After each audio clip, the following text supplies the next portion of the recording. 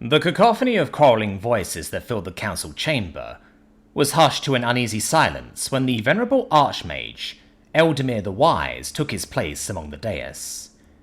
It is rare for the council, formerly known as the Ennead, to be summoned outside of his biannual schedule, but a summoning without any warning is totally unprecedented.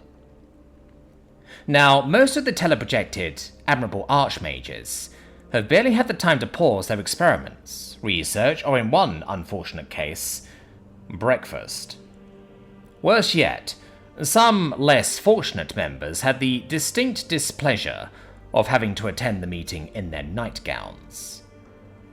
"This is preposterous, Eldemir! Insulting and preposterous!" proclaimed Archmage Wisebard, also known colloquially as the Beard, amongst his peers. Currently his beard bore the shameful residue of an unfinished and, as evidenced by the liquid slowly dripping from his 3-foot long chalk-white beard, spilt bowl of cereal.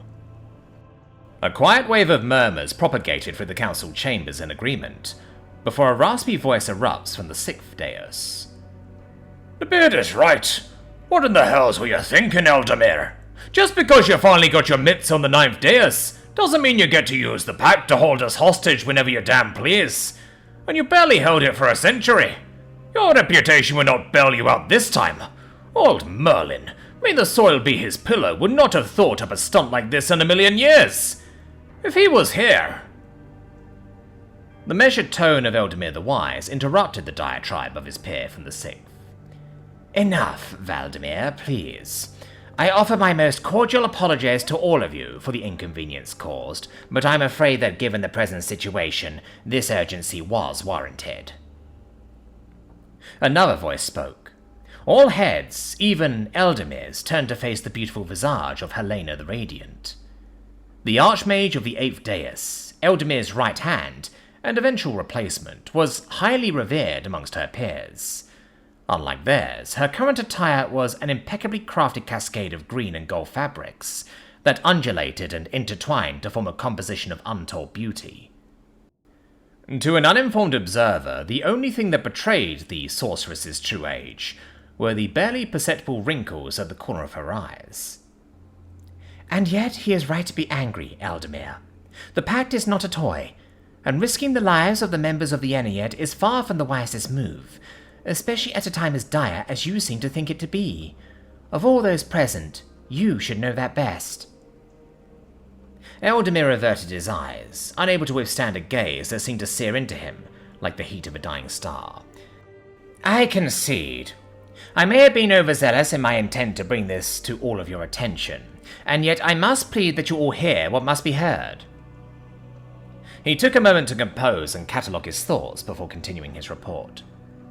"First of all, I suspect that some of us already know the cause for this sudden summoning, for most of us have felt it." A number of faces turned sour, others remained stern. "Something has disturbed the ancient seals. I have been trying to retrace the resonant refractions that echoed through the arcane weave for the better part of the last 3 days, and I think I have come close to tracking down the origin. We may have our ground zero." Eldemir took a pause, partly due to the fact that he needed to organize a number of strands of his beard that had become unruly, but mostly because he wanted to gauge the reactions of his peers. To his concern, he was met with surprise, excitement, pensiveness, and, least of all surprising, fear.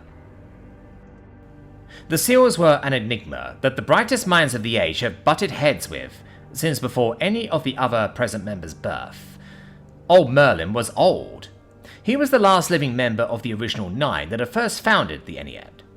His loss was their loss too, and it hammered a splinter into their collective body. A splinter that Eldemir was struggling to extract even a century later. After all, the same seals that would manifest whenever a mortal mage would voyage a step too far in their research of the arcane weave, barring any further advancement, have outlived old Merlin too. Investigating their nature and true origin, as well as finding a way to breach or bypass them, remains the original purpose of the Ennead's existence. "If this is my chance, may the heavens smite me if I don't take it." The Archmage blinked the memory from his eyes. He lost focus again. Maybe he is indeed past the point in his life where a herbal tea with a couple drops of Helena's elixir vitae could be considered to be an adequate substitute for sleep. Then again, the thought of taking after Valdemar and being tucked away in bed when his chronomantic orrery marks 1900 did not appeal to him much either. He finished grooming his beard before clearing his throat and addressing the room. Judging by your expressions, I infer that nobody here would like to lay claim to the sudden breakthrough that we're witnessing here. It's 10 p.m. out here. I woke up 10 minutes ago. Would you kindly cut the pseudo-intellectual crap and say what it is that you have found already? Interjected the clearly disgruntled and still groggy Valdemar the patient. Eldamir nodded. Point taken. My calculations have allowed me to narrow down the source of the disturbance to a region known as Alvain, the source being somewhere in its southernmost reaches. That is all that I have managed to identify at this time. My protege should soon be done transferring my calculations to all of you, so you are free to double-check my work. Regardless, this situation demands a higher degree of our attention. And thus, the council chambers drowned in the noise of vigorous debate and discussion, a sense of unease and concern permeating each proposed hypothetical.